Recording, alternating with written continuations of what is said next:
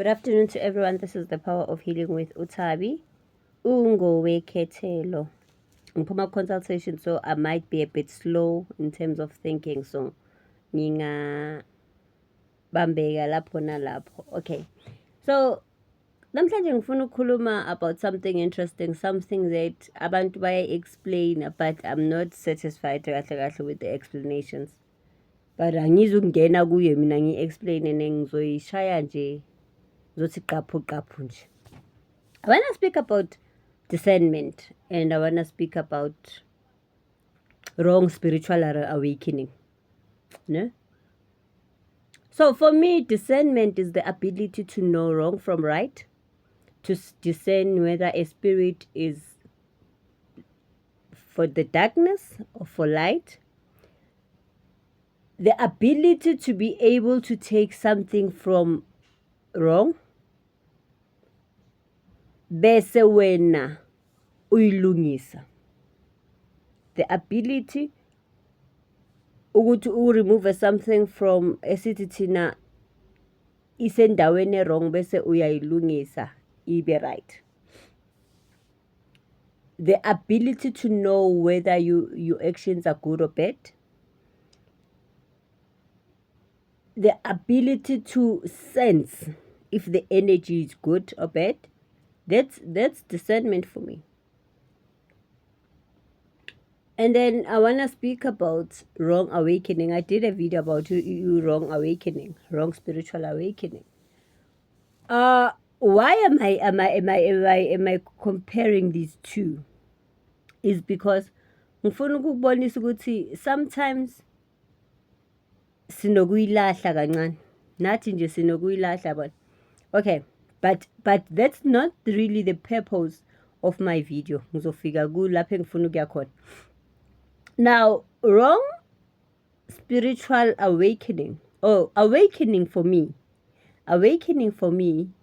means the intervention in which you are going to improve your spiritual sight. The intervention that happens to improve your spiritual sight, your self-awareness, and understanding your journey. That is for me awakening. Now, wrong awakening is when the awakening stage is going to disturb your peace. The awakening stage is going to interrupt your contentment. Your awakening is going to make you lose yourself. That is for me a wrong awakening. When now you've awakened, but now spiritually ungena kupath wrong, right? And I did explain wrong awakening, guys. It happens to a lot of people. It's crazy. Now, awakening stage is meant to make us grow spiritually. And be aware of the universe in which we live in, right? Now, kunabantu who lose themselves as they awaken. They lose a touch of what's really happening. Now, why am I saying this? In awakening, you cannot discernment also. In awakening and discernment, you cannot, guys, you can respect into ongayiboni, but fail to respect abantu abaphilayo. Awukwazi ukuhlonipha for mina abantu abadala or not Jehovah bese ungakwazi ukuhlonipha umuntu ophilayo, then something is wrong somewhere. Awukwazi ukuhlonipha into ongayiboni, ungakwazi ukuhlonipha oyibonayo.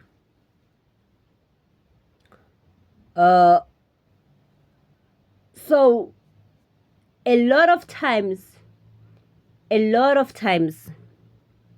people will fail to recognize a test in blessings.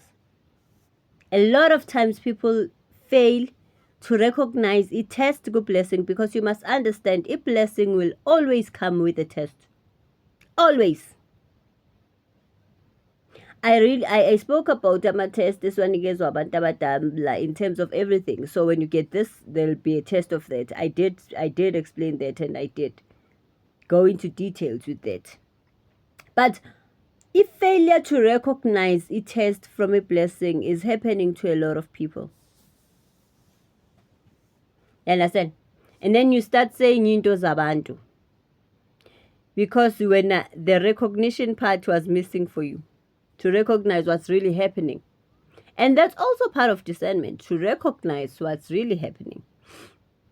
Also, so ngiyaphi ngale nkulumo yami, ngifuna ukungena kuphi. Awakening should not make you lose imfundiso zasekhaya.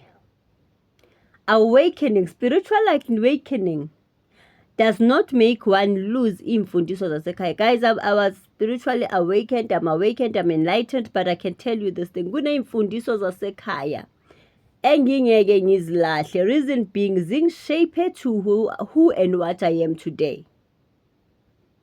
The people who were given responsibility to raise me, when they instilled certain things to me, it was because they were meant to shape the being that I am today. Ungaba awakened, ungaba spiritually awakened ukwazi konke, but once ulahle imfundiso, then you become a problem. You become arrogant. Anyway, now I wanna go here. Why did I speak about blessings and recognition? I wanna go here. I wanna go to incwadi kaJobe. Angithi kunale belief yokuthi thina abantwana bamathonga, or thina esibhilivela kumathonga ney'thunywa mhlambe asazi lutho ngeBhayibheli. Inkinga ukuthi thina, we don't use iBhayibheli as a weapon to judge, as a weapon to discredit other people, as a weapon to fight battles. We don't use it like that. As a weapon ukuthi sifuna ukugxeka or undermine ezinye inkolo. Thina, we use it as a guide. That's the difference. However, I have a problem with somebody othi mayelifunda iBhayibheli lakhe afunda iverse and not the whole book. Because as I said, ngizokhuluma ngabantu abasencwadini kaJobe, right? Incwadi, not iverse elithize, not iverse elifavor mina. Now kunabantu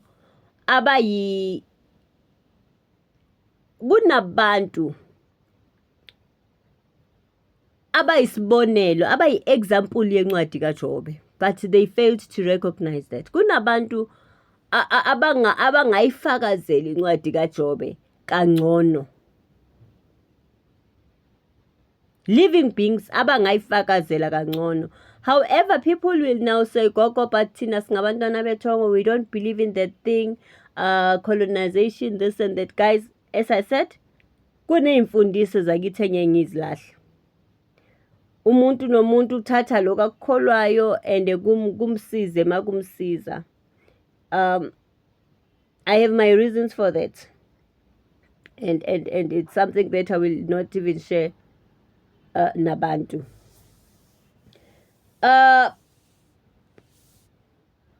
Even my guides, when they guided me, abashintshanga lutho, sorry.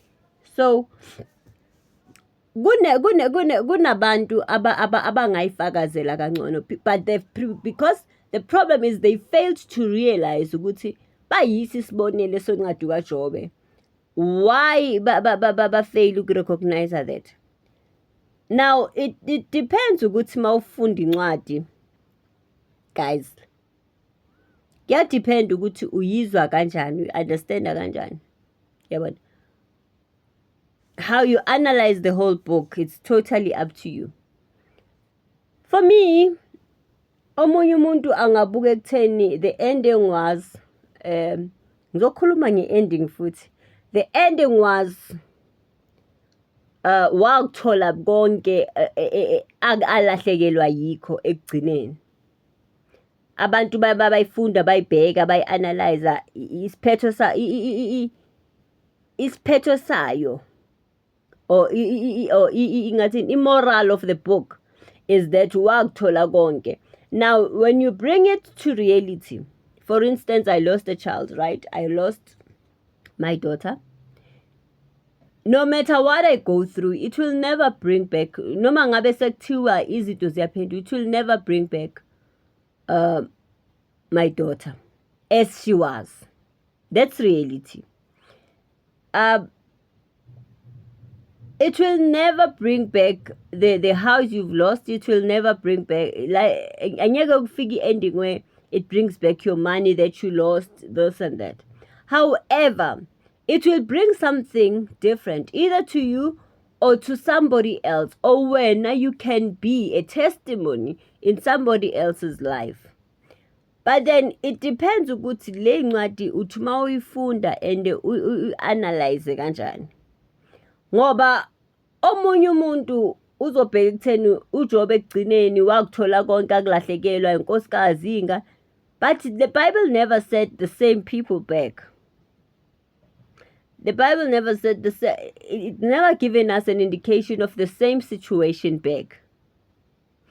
You understand?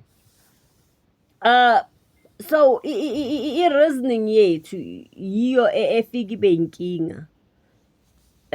Futhi iphinde futhi ibe i-weapon against thina, our reasoning capacity. Now kunezinto ozodlula kuzo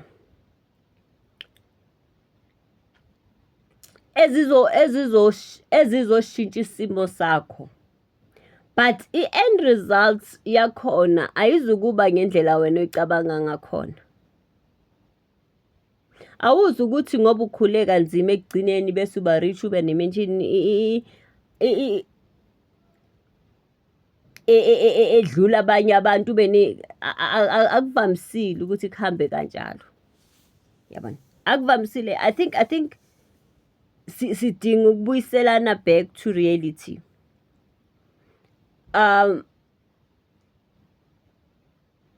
Kukhona abantu abakuluze konke but gained something way bigger.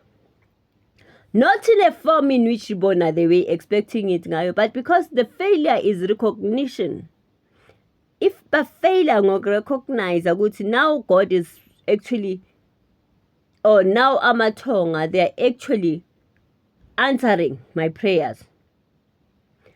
Failure to recognize is a big problem, because noma ngabe so blesseka kangakanani, you will never recognize it. Instead, the blessing will become a test just to show you ukuthi inkinga bekungasiyisimo kodwa inkinga wena. There are people who lost or who were unable to raise their kids ngezimo eyithize, or they umuntu wafeyila ukukhulisa iy'ngane zakhe, lo muntu anikezwe enye ingane ukuthi ayikhulise, but then abe nama-emotions are negative towards leyo ngane. The universe is trying to show you ukuthi it's not ukuthi lapha you failed because of isimo, because the universe is giving you the second chance to fix isimo lesiyala, but you are failing to recognize that.